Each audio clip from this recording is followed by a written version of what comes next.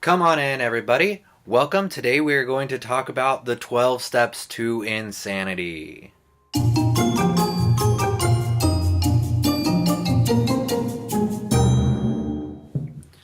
Okay, the 12 steps to insanity is just a fun little thing that I like to share with my recovery groups, the 12-step groups that I teach, or individual clients that I see.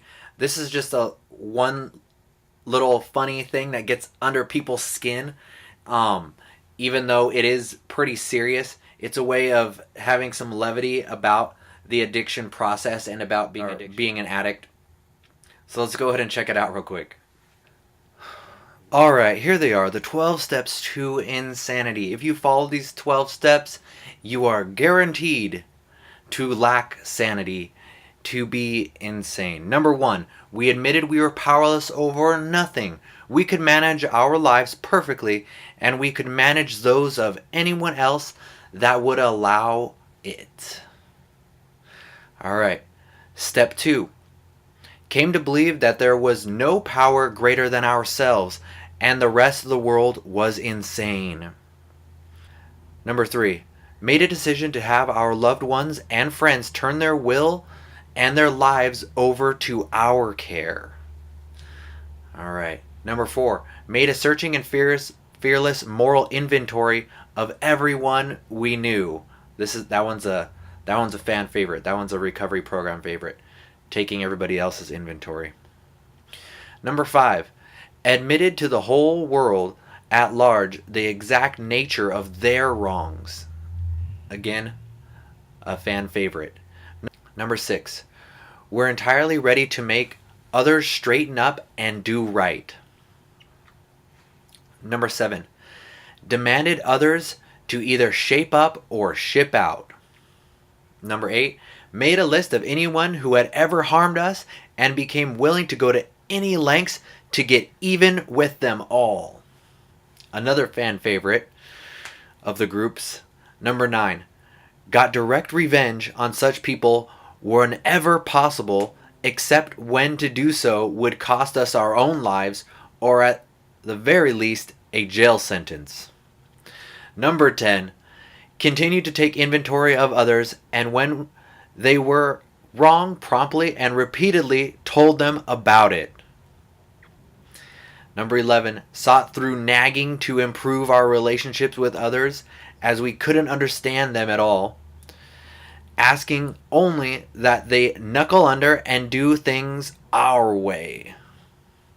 12, having had a complete physical, emotional, and spiritual breakdown as a result of these steps, we tried to blame it on others and to get sympathy and pity in all our affairs. Alright, so whether you practice the 12 steps, you believe in the 12 steps as a professional, if you're a therapist or a pastor or a psychologist or whoever, most therapists and most people in the mental health field do refer people out to 12-step programs. If you don't believe in the program, then this list is still funny, and if you're on the outside looking in, you have nothing to do with this program, these things are still pretty funny. You don't have to be an alcoholic or an addict of any sort to fall into any of these 12 steps to insanity. And the 12 steps in their natural form really have nothing to do with alcohol or drugs or certain behaviors at all. It has to do with the person's life, what they're doing. I love each and every one of these. And if you don't believe in the 12 steps, if you just want to use rational recovery, you just want to use your brain to recover, that's fine. I'll even put a link in the description box below for a rational recovery. But the disease model, the 12-step model, has been working for 60 something years, 70 years. It's here to stay. And let's just take a look at these one more time. Let's go to step 1. So we admitted we were powerless over nothing. A lot of people have an issue with this powerlessness thing. And the problem is when people believe that they are powerless over nothing. And even people that are alcoholics or addicts, or they have some sort of addiction to sex or lust or love or gambling or whatever. Some of these people are actually high functioning people. They have power over a lot of things. And sometimes these people are very wealthy and they're in powerful positions. So when you tell somebody that they're powerless, they kind of scratch their head like, how could I be powerless over anything? Have you seen my car? Have you seen my wife? Have you seen my bank account? I have a lot of power. So for you therapists or sponsors or pastors or whatever, when we talk about powerless with people, you're talking about powerlessness over their addiction.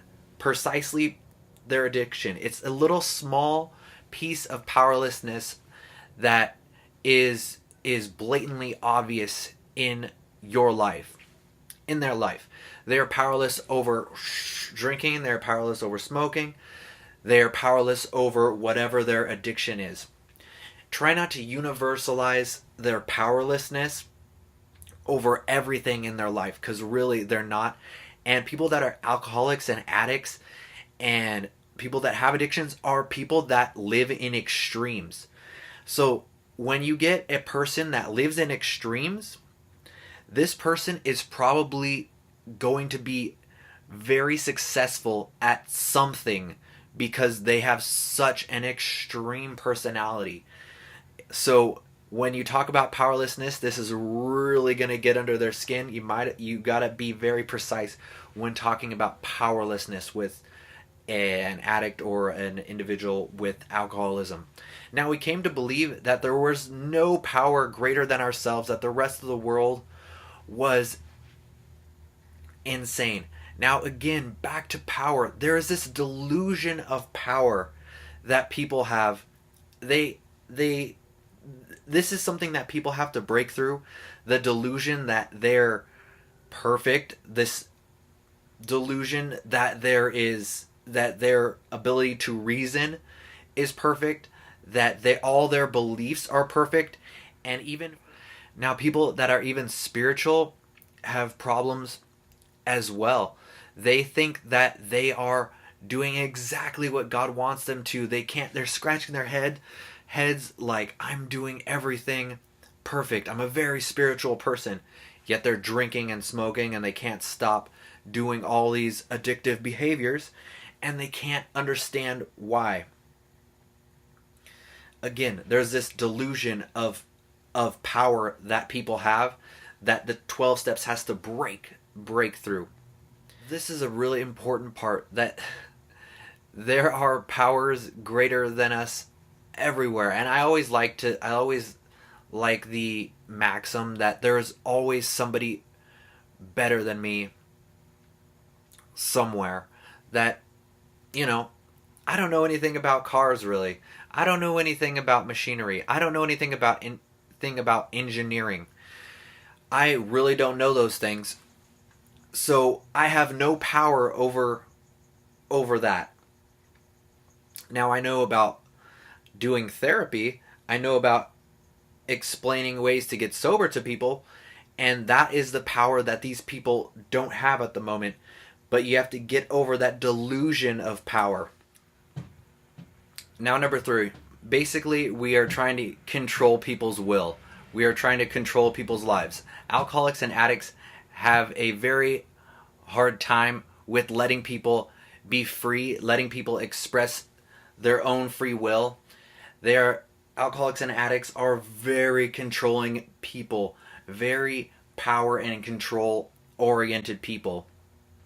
And even in the big book, it talks about how the alcoholic is like an actor in a play, and they're trying to make each person in their life act in a particular role. But the people in the show have their own free will. They do not want to act according to your script for their life. But the alcoholic and the addict is so stubborn. They really want to impose their will on other people. They really think that if everybody else did what they were supposed to, that they would be fine with themselves, when they are creating their own problems. Number 4, taking an inventory of everybody you know. Now, this is something that people talk about in recovery, taking somebody's inventory. In other words, you're judging somebody. So we just judge everybody we know. We give them labels.